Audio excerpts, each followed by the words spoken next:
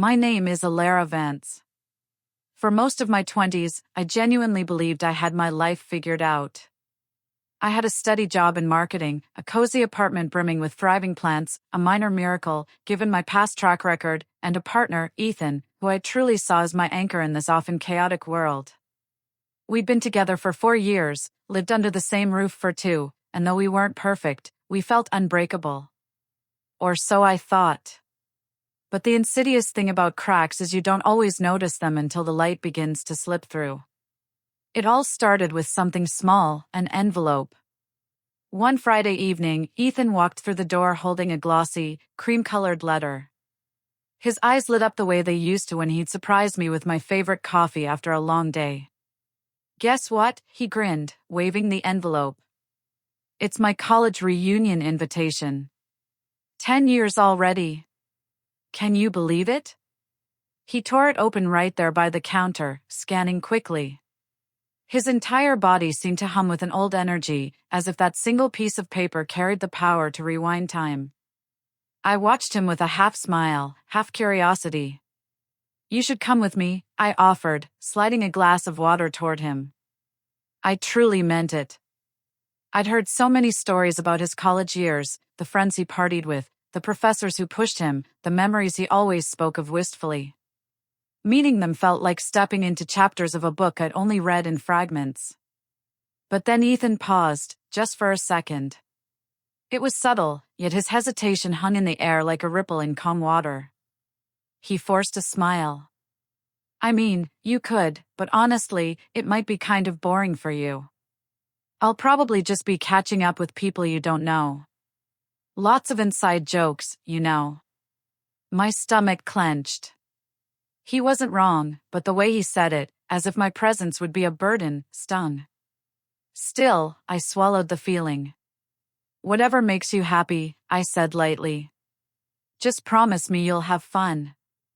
He leaned over, kissed my forehead, and whispered, "Of course." I told myself not to read too much into it, but that hesitation stayed with me, echoing in a place I didn't want to explore. The weekend of the reunion arrived, and Ethan transformed. I watched him iron a new button-up shirt he'd bought just for the occasion. He got his hair cut, spritzed on cologne he hadn't worn in months, and checked his reflection in the mirror more times than I could count. "You look amazing," I told him, my voice warm, but faintly uneasy. He turned, grinning, that boyish grin I'd fallen for 4 years ago. "Thanks, babe. Don't wait up, okay? If it runs late, I'll just text." I nodded, hiding the tightness in my chest. He left, buzzing with anticipation. And for the first time in years, the apartment felt too quiet, like silence had seeped into the walls. The first night, around 7 p.m., he texted, "Having fun?" Everyone looked so different. I smiled, relieved. At least he thought of me. But then nothing, silence until nearly 2 a.m. Sorry, lost track of time. So tired. Talk tomorrow. The second day, his calls came late and short. His voice was effervescent, sparkling in a way I hadn't heard in months. "It's amazing, Alara. It's like no time has passed. We stayed up until 4 a.m., just talking. I forgot how much I missed this." Something in me clenched. "What feeling?" I wanted to ask. Instead, I laughed softly and said, "That's great, Ethan. I'm glad you're enjoying yourself." But I couldn't shake the image of him surrounded by people who had known him before me, people who represented a version of him I'd never touched. When he returned Sunday evening, he wasn't the same. His smile lingered, as if it belonged somewhere else. His eyes darted to his phone every few minutes, a private grin curving his lips. He scrolled through photos, laughing at captions he wouldn't explain. I asked gently, "Good weekend?" He looked at me like I wasn't standing right there. "The best," he murmured. I forgot how much I missed that feeling. I tilted my head. "What feeling?" He hesitated. "Just being around people who really knew me. The me I was before." I forced a smile, but inside, a storm brewed. Before what? Before you. That night, as he lay next to me, glowing faintly from the screen's reflection, I stared at the ceiling. His body was close, warm, but his spirit felt miles away. I wanted to reach out, to pull him back, to tether him to us. But instead, I lay still, listening to the faint clicks of his typing, wondering who was on the other end. For the first time in 4 years, I felt a fracture, a quiet, almost invisible line forming between us. And I couldn't help but wonder if that envelope, the glossy, innocent invitation, wasn't a door to a fun weekend, but the beginning of the end. Ethan returned from his reunion, but the man who walked back through our door didn't feel like the same one who'd left. He carried himself differently, lighter somehow, as if the reunion had breathed life into a version of him that had been asleep. His smile was softer, distracted, and his eyes kept wandering to his phone like a magnet. At first, I told myself I was imagining it. People change after reunions, nostalgia can be intoxicating. But as the days passed, I noticed the shift growing sharper, undeniable. He laughed more, but rarely at things I said. Instead, he chuckled at texts that arrived late at night or at photos he refused to explain. He'd drift into daydreams mid-conversation, grinning at memories I wasn't part of. And one name began surfacing over and over again, Vivian. It started innocently. We were curled up on the couch watching a movie when Ethan muttered, Vivian was always so ambitious back in college. She had this 5-year plan, 10-year plan, everything mapped out. I paused, popcorn halfway to my lips. You've talked about her before, right? He shrugged, eyes still glued to the screen. Maybe you'd like her. She's sharp. Always pushes people to do better. The words pricked at me, but I forced a smile. Sounds intense. Yeah, he said with a soft laugh, but in a good way. Over the next week, Vivian's name kept sliding into our conversations like an uninvited guest. Did I ever tell you how Vivian once convinced half our class to join a startup competition? Vivian just opened her own firm, travels everywhere for clients. Vivian always said I was too smart to just settle into routine. The repetition was maddening, each mention of her name another stone added to the weight in my chest. One night, while I was chopping vegetables for dinner, Ethan leaned against the counter, his tone oddly serious. Don't you ever wonder if we're too comfortable? I set the knife down slowly. Comfortable isn't bad, Ethan. We built this together. He gave me a look that sent chills down my spine. But are we growing? Don't you want more? I blinked, thrown off balance. More what? More, he repeated, vague but insistent. Travel, ambition, building something bigger than this. He gestured at our small but cozy apartment, the home we'd both once been proud of. His words cut deeper than I admitted. I stirred the pot in silence, afraid that if I spoke, my voice would crack. That night, unable to sleep, I did something I'd never done before. I looked her up. Vivian. Her social media was a highlight reel of success, elegant business dinners, airplane windows with city skylines beneath, dresses that looked custom-fitted, smiles that radiated confidence. And there, nestled between the glamour, were photos from the reunion. Ethan and Vivian side by side, their shoulders brushing, his grin wide, unguarded, one I hadn't seen in years. My stomach twisted, the glow I'd noticed when he came home, it wasn't about nostalgia. It was about her. The days that followed blurred together in a haze of suspicion and aching quiet. Ethan stayed late at work more often, his explanations thin. He stepped outside to take calls, lowered his voice when I walked by, and laughed at things I would never hear. I tried to pretend nothing was wrong, but my chest felt hollow, as though some essential piece of us had already been carved away. And then one evening, while searching for the spare car keys in his bag, my hand brushed against something unexpected, receipts, 2 of them, from hotels in our city, dated within the last 2 weeks. My blood ran cold. Ethan never mentioned any hotel stays. Not for work, not for friends, nothing. I stood frozen in our kitchen, the receipts trembling in my hand. And in that instant, the truth I'd been trying so hard to ignore became undeniable.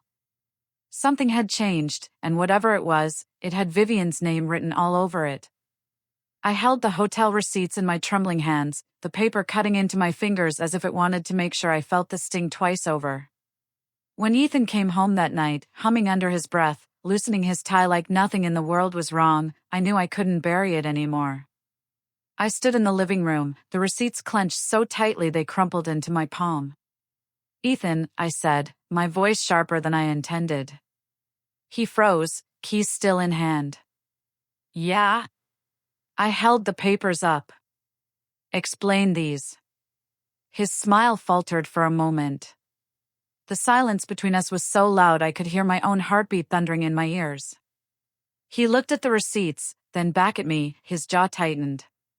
"You went through my bag." I almost laughed, sharp, bitter, humorless.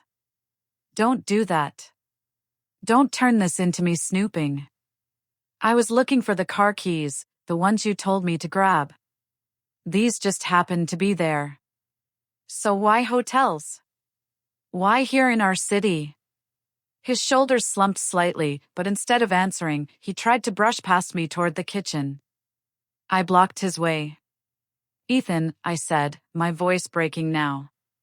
"Please, just tell me."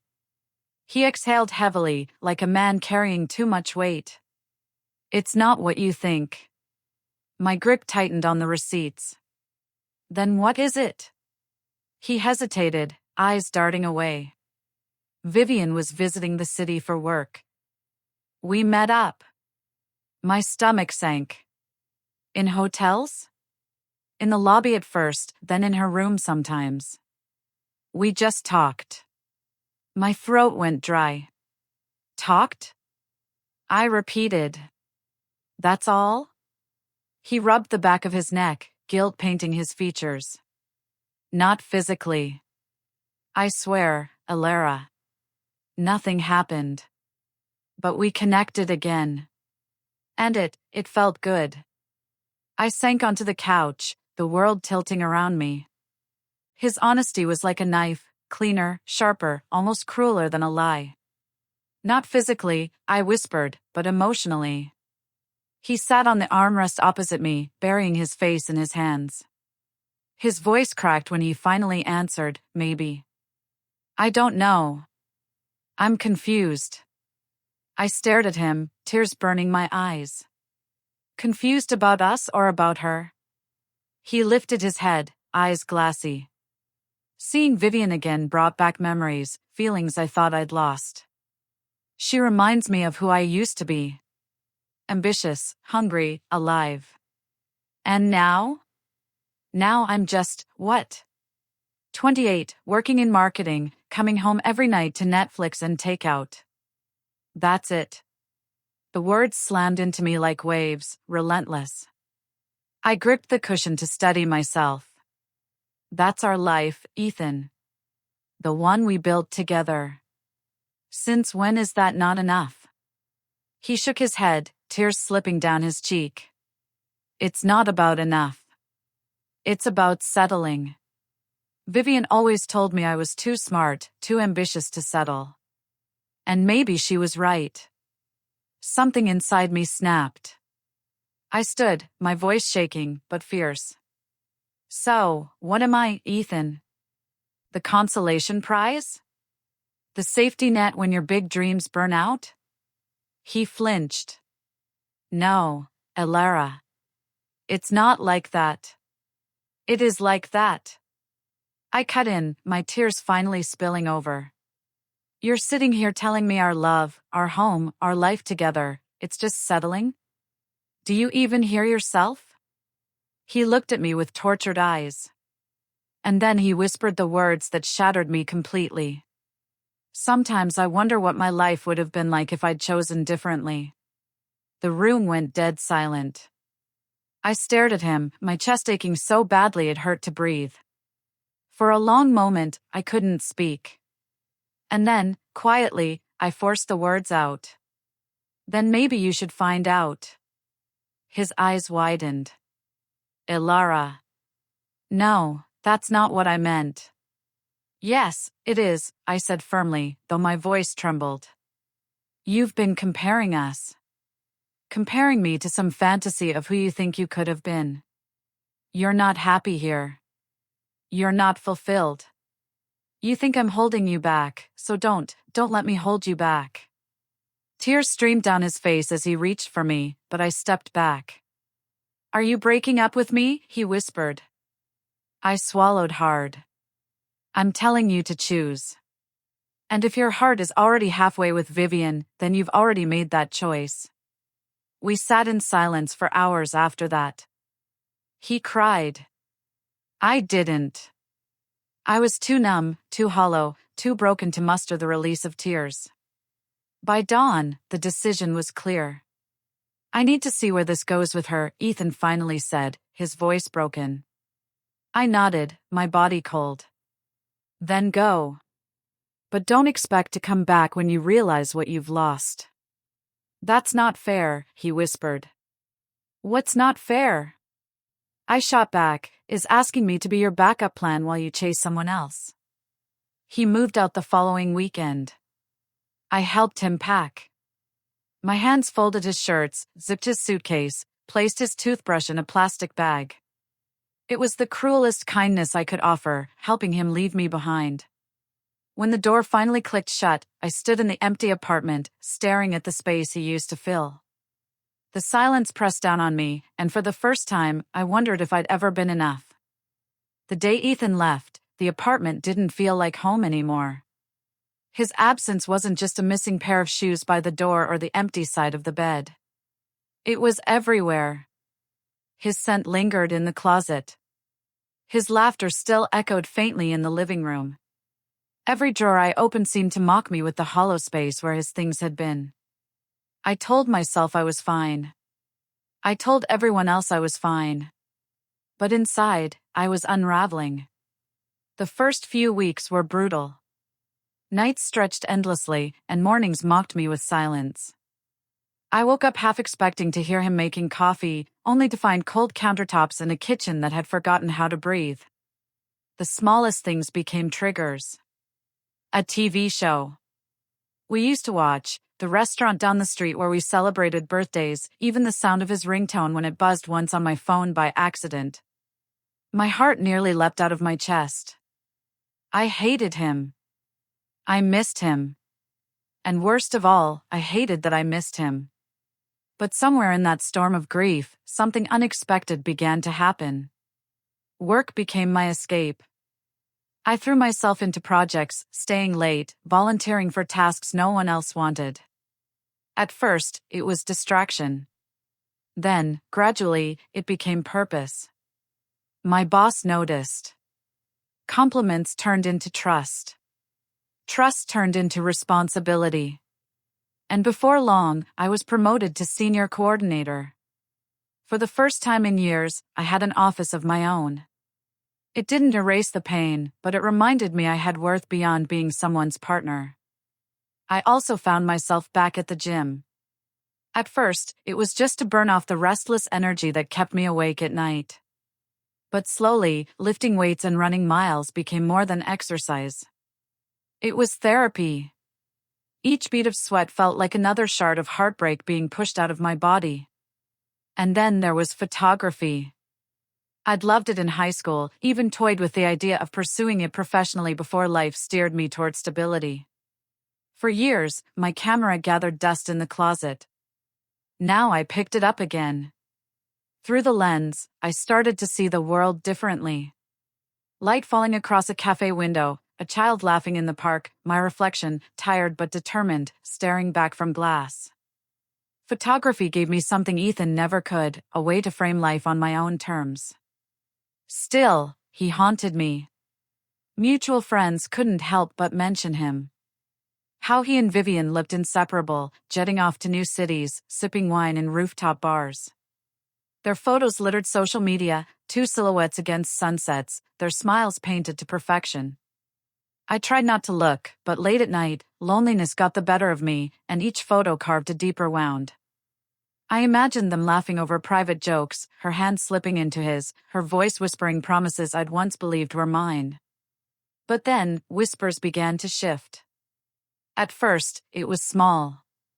A friend mentioned Ethan had quit his job to move closer to Vivian's city. Another hinted at arguments, tension over money.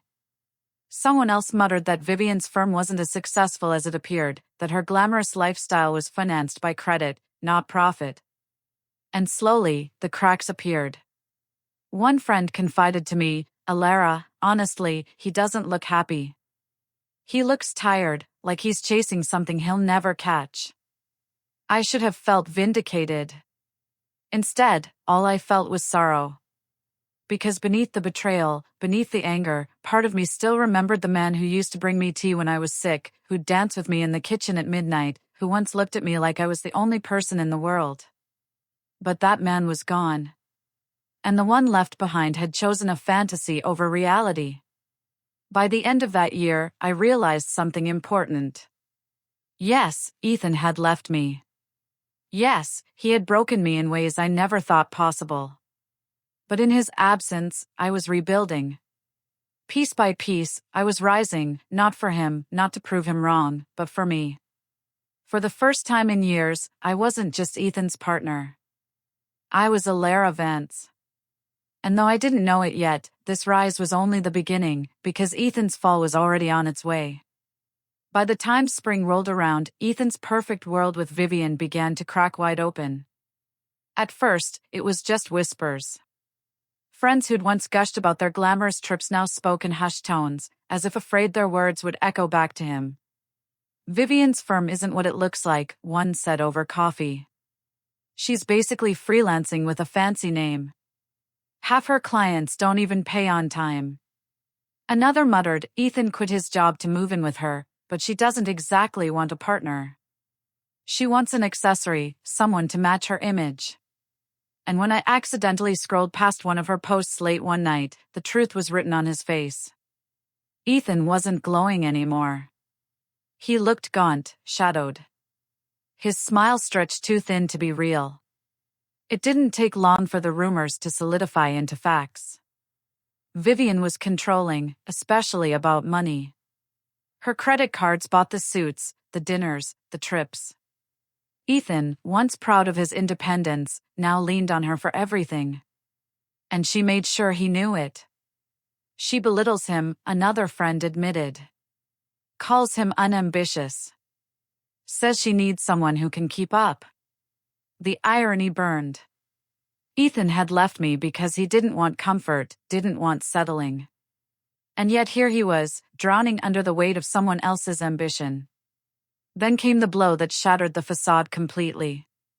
One night, a mutual friend called me, hesitant. "Alara, I thought you should know. Vivian's been cheating." My breath caught. Cheating? Yeah. With one of her exes. Someone she reconnected with at her own college reunion.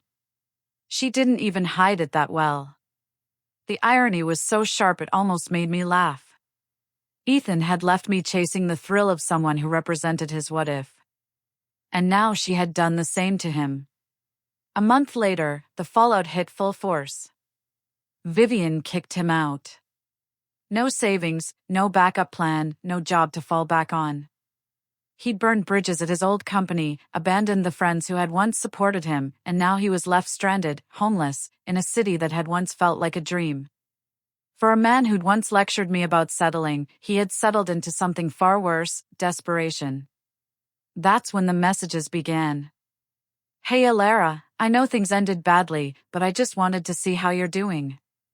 I stared at my phone, my hands trembling. Deleted it. The next night, "Alara, I made a mistake. Please, can we talk?" Delete. Then, "Vivian, no." "Ethan." My chest tightened at the slip my brain made. "Ethan was terrible. You were right about everything. You were the one who cared. Please answer." Delete. Soon, it wasn't just texts. The calls started. At first, I let them ring, staring at his name flashing on my screen. Then I stopped picking up altogether. Each voicemail was more desperate than the last. Elara, I'm so sorry. I know I hurt you. I know I don't deserve forgiveness, but I can't stop thinking about you. You're the only one who ever really loved me. I see that now. Please, I just need to hear your voice. I have nowhere else to go. I'm staying on couches, living out of a bag. I'm not asking you to take me back. I just need someone to talk to. I deleted them all. My finger hovered over the button each time, but I pressed it anyway. Then came the pressure. His friends called, voices coated in guilt. Elara, he's sorry. He's learned his lesson. Can't you at least talk to him? His mother called, her voice breaking. Elara, sweetheart, I know my son hurt you, but he's lost. You were the best thing that ever happened to him. Can't you find compassion in your heart? Each plea tore at me, reopening wounds I thought I'd stitched closed, because compassion wasn't the issue. I did feel for him, but compassion is not the same as reconciliation. And yet, a part of me wavered. Late at night, lying awake in the quiet, I wondered if I was being too harsh. After all, we'd shared 4 years together, maybe I owed him at least a conversation. Maybe. But just as the doubt began to gnaw at me, life made the choice for me. Because one afternoon, after months of silence, Ethan stopped waiting for my answer. He showed up at my office door, and the look in his eyes told me everything. The man who once left me glowing with nostalgia and ambition had been reduced to a shadow. I was having one of those rare good days. The project I'd been leading at work finally wrapped, and my boss praised me in front of the entire team. And for the first time in months, I felt light, free, almost happy. That's when I heard it. Elara. The sound of my name froze me. I looked up from my desk, and there he was. Ethan. He didn't look like the man who had left me for Vivian, glowing with nostalgia and possibility. He looked wrecked. His hair was unkempt, shorter than before, but uneven, as if cut in a rush. His clothes were wrinkled, his frame thinner, his face pale. Even his eyes, once so bright, were clouded with exhaustion and regret. For a moment, all I saw was the ghost of the man I once loved. And then reality crashed back in. What are you doing here? I asked, my voice cold, though my chest ached. I told them I was an old friend, he said quietly. That I wanted to surprise you. I gestured to the chair across from me. Fine, sit. Say what you need to say, and then leave. The second he sat down, his composure broke. His shoulders hunched, his face crumpled, and tears spilled down his cheeks. Elara, please, he whispered. I know I don't deserve to be here, but I have nothing left. I lost everything. Vivian was, his voice cracked, she was terrible, controlling, cruel, and she cheated on me. You were right about her, about everything. I forced myself not to flinch. He leaned forward, desperate, his hands trembling. You're the one who cared. The one who really loved me. I see that now. I was blind, Elara. Please give me another chance. Let me prove I can do better. I stared at him, anger and sorrow colliding inside me. Do you hear yourself? I asked softly. You didn't come back because you love me. You came back because you're broken. Because you need someone to fix you. That's not true. It is. I cut in. My voice shook, but I didn't stop. You don't want me. You want security. You want comfort because your fantasy crashed and burned. And now you remember what I gave you. But I am not your backup plan, Ethan. His tears came harder, his voice cracking. I know I hurt you, but people make mistakes. Don't you believe in forgiveness? I forgave you a long time ago, I said quietly. But forgiveness doesn't mean I let you back into my life. You chose her. You left me. And you don't get to rewrite history just because it didn't work out. The air between us grew heavy, thick with finality. And then the door opened. Ilara. I turned, and there he was, Liam. He stepped inside, holding 2 coffees, smiling until his eyes landed on Ethan. He paused, reading the tension instantly. Sorry, didn't know you were in a meeting. Ethan blinked, confusion crossing his face. Whose? I rose from my chair, crossing to Liam and taking the coffee he offered. The warmth of the cup in my hand grounded me. Ethan, I said, my tone calm, steady. This is Liam, my boyfriend. Liam gave Ethan a polite nod. Nice to meet you. Ethan's face went pale. He looked at me, his voice barely a whisper. You're with someone else? Yes, I said simply. Is it serious? His voice cracked, desperate for any thread to cling to. It is, I answered firmly. And whether it was or wasn't, it's not your concern anymore. He sat there, stunned, tears dripping onto his hands. You moved on, he murmured, more to himself than to me. I had to, I replied. Because you made sure I had no choice. Ethan looked up at me, eyes raw, pleading, Ilara, please don't say this is it. Don't say 4 years meant nothing. My throat tightened, but I forced the words out. 4 years meant everything. That's why it hurt so much when you threw it away. But that chapter is closed. There is no going back. The silence stretched until he finally stood. His movements were slow, heavy, like a man walking through water. He lingered by the door, his back to me. Then softly he said, for what it's worth, I really am sorry, and I really did love you. I swallowed hard. I know, and I hope you figure things out. I really do, but it won't be with me. He nodded once, then left. The door closed, and just like that, the ghost was gone. I stood, frozen, heart pounding, until Liam touched my shoulder gently. Everything okay? He asked. I exhaled shakily, finally allowing the tears I'd been holding back to slip free. Yeah, it's just someone from my past trying to revisit old decisions. Liam squeezed my hand, his presence grounding me in a way Ethan never had. Do you want to talk about it? I shook my head. Not really. Then how about dinner instead? He smiled. I let out a shaky laugh. Always. We left the office together. I didn't look back. When the door closed behind Ethan, I thought I'd feel shattered, that I'd collapse into grief the way I did months ago when he first walked out of our home with his suitcase.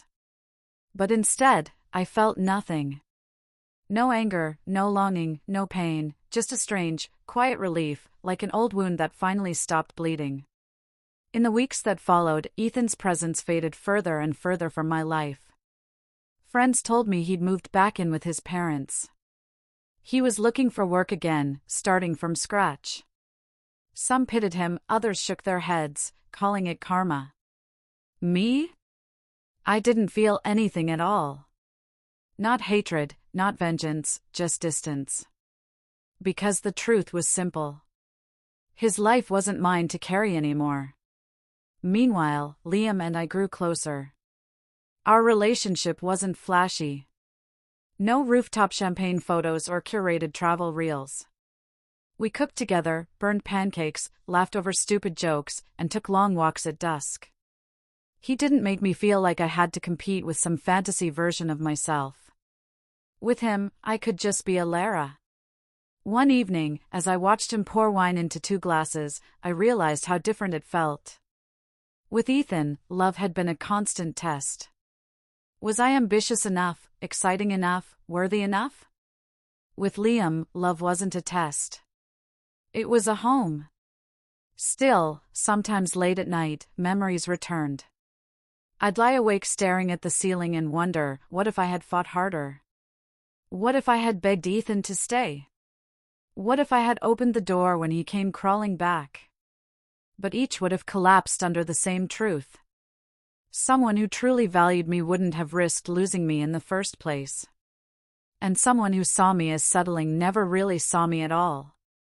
That's when it clicked. The lesson I hadn't realized I was living all along. You can't make someone choose you. No matter how much you love them, no matter how much history you share, no matter how hard you fight, you can only choose yourself. And sometimes choosing yourself means letting go, even when your heart once clung to the idea of forever. Ethan thought he was trading up when he chose Vivian. He thought ambition and glamour would outweigh stability and love. Instead, he traded away the one person who loved him, not for who he could become, but for who he already was. That loss wasn't mine to carry. It was his. And I refused to let his mistake define me. Now, as I sit here telling you this story, Liam's laughter drifts in from the kitchen, mingling with the smell of pasta sauce simmering on the stove. My camera rests on the table beside me, memory card full of snapshots from a life I built on my own terms. I am not the woman I was when Ethan left me. I am stronger, braver, whole, and above all, I am chosen. Chosen by myself long before anyone else. I hope this story resonated with you. What do you think about the choices Alara made? Do you share her feelings, or perhaps you saw the situation differently? Share your thoughts and opinions in the comments below. If this story moved you, please give it a like and subscribe to the Echo Tales channel so you don't miss out on more captivating narratives that will make you reflect.